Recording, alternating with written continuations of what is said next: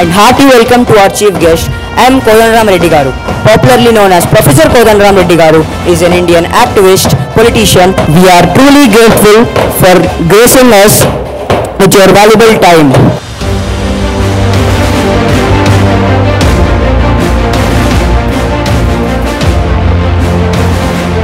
We request you to come on to the dais.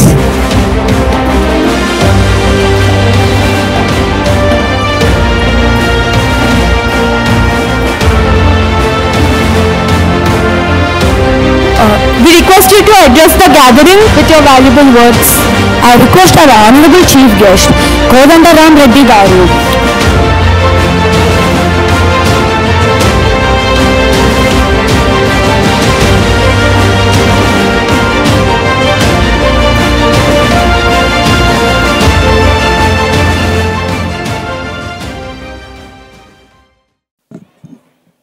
అందరికీ నమస్కారం. ముందుగా ఈరోజు ఈ కార్యక్రమానికి ముఖ్య అతిథిగా విచ్చేసిన శ్రీ కోదండరామ్ గారికి మనందరికీ సుపరిచితులు. ఆయన పరిచయం నేను చేయక్కర్లేదు. గొప్ప వక్త, గొప్ప టీచర్, అలానే నిస్వార్థంగా బలహీన వర్గాల కోసం పనిచేసి ఎందరో మనకి TJAC Telangana joint action committee ద్వారా తెలంగాణ కోసం పనిచేసి ఈరోజు సపరేట్ తెలంగాణ సాధించుకోవటమే కాదు, ఒక తెలంగాణలో స్వర్ణ యుగానికి నాంది పలికిన వ్యక్తిగా మనకందరికీ గుర్తుండిపోయే వ్యక్తి శ్రీ కోదండరామ్ గారు. అలాంటి వ్యక్తి ఈరోజు మన కార్యక్రమానికి రావటం మన అదృష్టం. వారికి అందరూ గట్టిగా చప్పట్లు కొట్టి కార్యక్రమానికి స్వాగతం పలుకుతారని ఆశిస్తున్నాను. With your valuable words.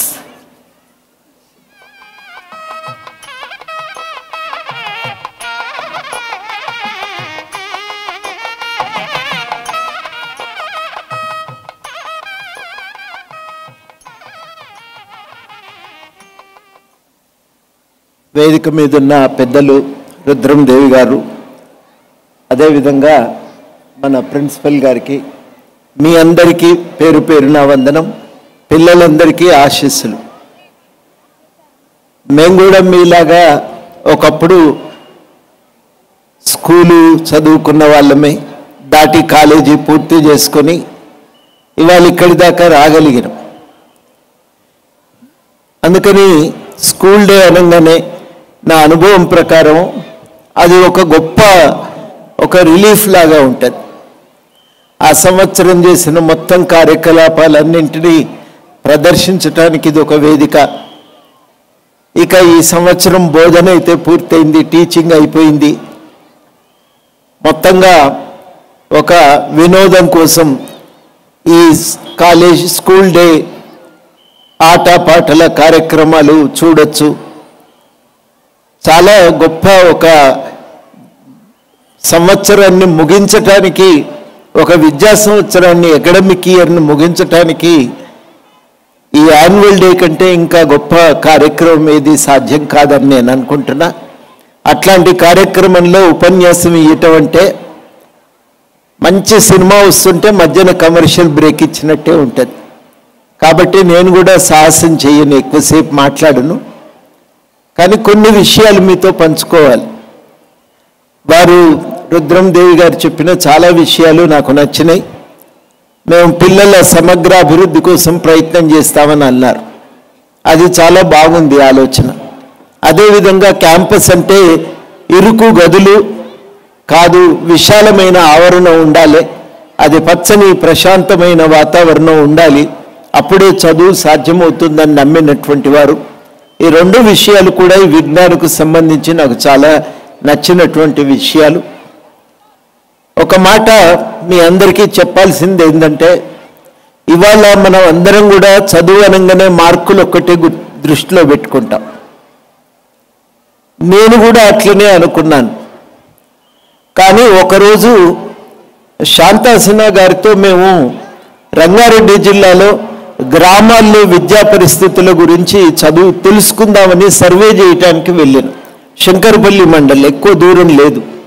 ఆ శంకరపల్లి చుట్టూ ఉన్న గ్రామాలన్నీ తిరిగినాం, ఇంటింటికి వెళ్ళినాం. పిల్లలు చదువుకుంటే ఏ స్కూల్కి పోతున్నారు, చదువు గురించి ఏమనుకుంటున్నారు, చదువుకోకపోతే ఎందుకు పంపించలేకపోతున్నారు అని అడిగి తెలుసుకోవటం మొదలుపెట్టినాం. వారం రోజులు తిరిగినాం. ఒక ఇంటికి వెళ్ళినప్పుడు నేను కొంటె ప్రశ్న వేసిన ఒక మహిళ, ఎందుకమ్మా చదివిస్తే వస్తుంది అని అన్న. పిల్లలకే నౌకర్లు లేవు, ఈ చదివించుడు ఎందుకు, ఇంత కష్టపడు ఎందుకు అని అడిగిన. అట్లా మాట్లాడతావు సార్ నువ్వు అని అడిగింది. అయితే మరి నేను అడిగిన దాంట్లో ఏమైనా తప్పున్నదా అన్న. ఎందుకు లేదు సార్ అని అన్నది. అని ఆమె నాతోని చాలా వివరంగా చెప్తే నేను షాక్ అయిపోయిన ఆయన మాట్లాడిన పద్ధతి వింటే. ఆమె ఏమన్నదంటే, సార్ నాకు చదువు రాదు, నేను బస్ స్టాండ్కు పోతే బస్సు నంబర్ ఏందో ఏ ఊరికి పోతుందో నాకు తెలియదు, తెలిసి ఉంటే నాకు ఎంత ధైర్యం ఉండేది, నేను ఎవరిని అడిగినా కానీ చెప్పరు, నన్ను నెట్టుకుంటూ వెళ్ళిపోతుంటారు, అవమానం అనిపిస్తుంది. కానీ అటువంటి పరిస్థితుల్లో నా పిల్లగాడు చదువుకొని నాకు చదివి వినిపిస్తే నా ఆత్మగౌరవం పెరిగినట్టుగా నేను భావించిన. 2 కళ్ళు ఉన్నంత మాత్రాన ప్రపంచం మొత్తం చూడలేము, అర్థం చేసుకోలేము. 2 కళ్ళు ఉండి చూడలేని ప్రపంచాన్ని పరిచయం చేసే 3వ కన్నే చదువు. ఆ 3వ కన్ను ఉంటే తప్ప మనం బతకలేమని చెప్తే నేను ఒక్కసారి దిమ్మ తిరిగిపోయాను. ఆమె ఏ గ్రంథాలు చదవలేదు, ఏ కాలేజీకి వెళ్ళలేదు, అక్షరం ముక్క తెలియదు. గోరేటెంకన్న పాటలు చెప్పినట్టు రాత రానోడు గీత రానోడు అట్లాంటి మహిళ ఆమె అంత అద్భుతంగా చదువు గురించి చెప్పింది. చదువు అనేది ఒక 3వ కన్ను. అది ఈ ప్రపంచాన్ని అర్థం చేసుకొని మరింత అర్థవంతంగా మనం బతకటానికి ఆ చదువు అనేది చాలా అవసరం. మనిషి స్వభావమే అటువంటిది. కేవలం పైసలు, కేవలం తిండి కోసమే మనిషి బతకడు. మనిషి రెండింటితో పాటు అదనంగా పశువులు పక్షుల కంటే భిన్నంగా ప్రపంచం గురించి ఆలోచిస్తాడు. ఈ సూర్యుడు ఎందుకు ఇట్లా ఉదయిస్తున్నాడు, ఈ భూమి సాయంకాలం కాగానే సూర్యుడు ఎందుకు కుంగిపోతున్నాడు, ఈ భూమి ఎందుకు ఈ రకంగా ఉన్నది, ఒక దగ్గర పర్వతాలు, ఒక దగ్గర లోయలు, ఒక దగ్గర అద్భుతంగా చెట్లు పెరుగుతాయి, ఒక దగ్గర ఏం పంట వేసినా రాదు, ఎందుకు ఇట్లా ఉన్నది అని ప్రపంచం గురించి ఆలోచించటం మనిషి స్వభావం. అది ఆ స్వభావం రీత్యా మనిషి ప్రపంచాన్ని తెలుసుకునే ప్రయత్నం చేస్తాడు. ఆ తెలుసుకోవటం మనిషికి ఒక తృప్తినిస్తుంది. ఆ తెలుసుకోవటానికి ఇవాళటి అవసరం మనకు చదువు. అదొక తృప్తి. చదువుకోవటం, ఒక మంచి పుస్తకం చదివిన రోజు మనకు ఆ రోజు ఎంత నిండుగా ఉంటుందో, ఒక మంచి పుస్తకం అర్థమైన రోజు మనకెంత తృప్తిగా ఉంటుందో ఆ రోజు. అట్లాంటిది మనం అర్థం చేసుకోవాల్సిన అవసరం ఉంది. అందుకని మనం చదువును ఆ కోణం నుంచి చూద్దామని మీ అందరికీ నేను విజ్ఞప్తి చేస్తాను. ఇప్పుడు వచ్చిన మార్కులు ఎప్పుడు గుర్తుంటాయని కాదు, ఆ మార్కులు అనవసరం అని కూడా నేను అంటలేను. అవి అవసరం, రావాలి, చదువుకోవాలి. కానీ చదువును కేవలం మార్కుల నుంచి కోణం నుంచి చూసి మీరు ఆ చదువును నేర్చుకునే ప్రయత్నం చేయకండి. మార్కుల కంటే అతీతంగా ఆ సబ్జెక్టును సంపూర్ణంగా అర్థం చేసుకునే ప్రయత్నం చేయండి. అప్పుడు ఉండే తృప్తి అది వేరే ఉంటుంది. ఆ కోణం నుంచి ప్రయత్నం చేయాలని మీ అందరినీ ప్రత్యేకించి తల్లిదండ్రులను కోరుతా ఉన్నా. ఆఖరిగా ఒక 2 మాటలు నేను చెప్పదలుచుకుంది ఏంటంటే, మనిషి నిండైన జీవితం పొందాలి. అప్పుడు మాత్రమే ఏ కష్టం వచ్చినా తట్టుకొని నిలబడగలుగుతాడు, ఒక ఆత్మస్థైర్యంతో నిలబడగలుగుతాడు. చాలా మంచి పిల్లలు ఐఐటీలో మంచి మార్కులతో పాస్ అవుతారు, అమెరికా వాడు పిలిచి ఉద్యోగం ఇస్తాడు. కానీ ఆఖరికి జరిగేది ఏంటంటే, ఆ పిల్లలు కుటుంబంలో చిన్న సమస్య వచ్చేసరికి తట్టుకోలేక ఆత్మహత్యలు చేసుకుంటారు. ఆ సమస్యలను పరిష్కరించుకోలేక కుటుంబ జీవితం అంతా చిన్నాభిన్నమైపోతూ ఉంటుంది. ఆ తట్టుకునే శక్తి రావాలంటే ఆటపాటలు, సాటి విద్యార్థులతో కలిసి వ్యవహారం నేర్చుకోవటం, ఇవన్నీ కూడా చాలా చాలా కీలకమవుతుంది.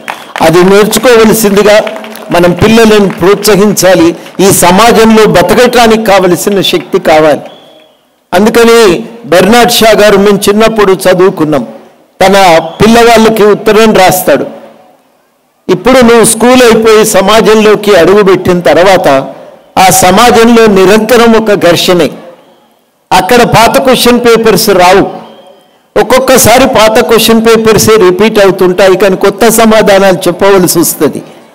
అది చెప్పటానికి సంసిద్ధుడవై ఈ 4 గోడలు ఇచ్చిన రక్షణ నుంచి బయటికి అడుగు పెడతావు అని చెప్పి పిల్లలకు సలహా చెప్తారు.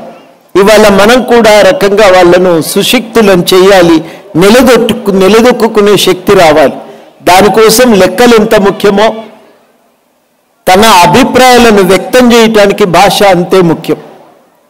ఈ రెండింటితో పాటు సమాజాన్ని అర్థం చేసుకోవటానికి సామాజిక శాస్త్రాలు అంతకంటే ప్రధానం. వీటన్నింటికి సమతూకం ఇచ్చి ఈ పిల్లలు నిండుగా ఎదగటానికి కాసేపు ఆడుకోనియండి, కాసేపు టీవీ కూడా చూడనియండి, కానీ ప్రతి విద్యార్థి తనకు తానుగా మంచి చెడు గుర్తించి తన కాళ్ళ మీద తాము నిలబడగలిగే శక్తి కావాలి. అందుకని ఖలీల్ జిబ్రాన్ లాంటి కవులు చెప్తారు, పిల్లలు నీ శరీరం నుంచి వచ్చిన వాళ్ళే కావచ్చుగాక, ఒక బాణం నుంచి మనము విల్లు నుంచి బాణం వదిలినప్పుడు ఆ బాణాన్ని వదిలే వరకే విల్లు ప్రాముఖ్యత ఉంటుంది. వదిలిన తర్వాత తనంతట తాను బాణం ప్రయాణిస్తూ ఉంటుంది. పిల్లలు కూడా అంతే. వాళ్ళ ప్రయాణాన్ని సంపూర్ణంగా శాసించి నియంత్రించే ప్రయత్నం కంటే ఆ ప్రయాణాన్ని చేయగలిగేటువంటి శక్తిని అందించటమే మన లక్ష్యంగా ఉండాలని చెప్పి నేను భావిస్తూ ఉన్నా. అట్లాంటి ప్రయత్నం మీరు చేస్తారని నేను కోరుకుంటూ చేయటం అవసరమని భావిస్తున్నా. కాబట్టి ఆ విషయం మీతో పంచుకోవటానికి ఇవాళ ఇక్కడ విజ్ఞాన్ స్కూల్ వారు అవకాశం ఇచ్చారు. ప్రత్యేకించి ఇది మదీనాగూడ బ్రాంచ్ వారు నడుపుతున్న మదీనాగూడ బ్రాంచ్ వారు నాకు ఈ అవకాశం ఇచ్చినందుకు వారికి కృతజ్ఞతలు. చాలా అద్భుతమైన కార్యక్రమాలు. ఆ కార్యక్రమాలకు మీకు మధ్య నేను ఎక్కువ సమయం తీసుకోవటం ఇష్టం లేదు. ఈ కొద్ది క్షణాలైనా నా మాటలు విన్నందుకు మీ అందరికీ కృతజ్ఞతలతో ఈ సాయంకాలం ఈ కార్యక్రమాలు, అద్భుతమైన ఈ కార్యక్రమాలను ఎవరు కూడా మిస్ కావద్దని చెప్పి విజ్ఞప్తి చేస్తూ మీ అందరికీ కృతజ్ఞతలతో సెలవు.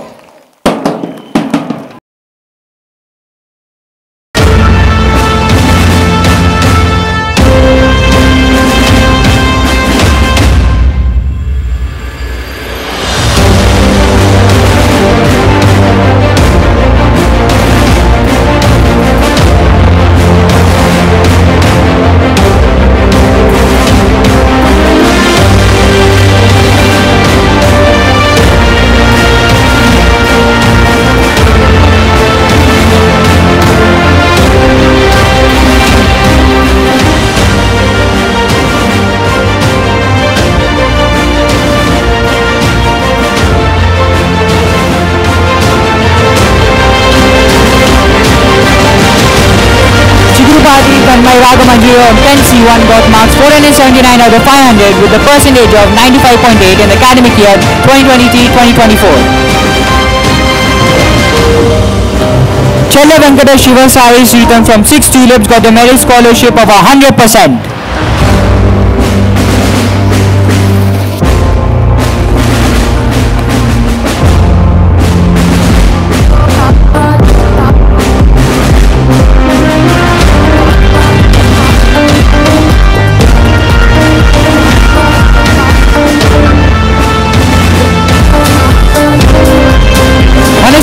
We thank our Honorable Chief Guest Professor M. Kodandaram Garu for coming over to our annual day celebrations, Madinaguda, Brio.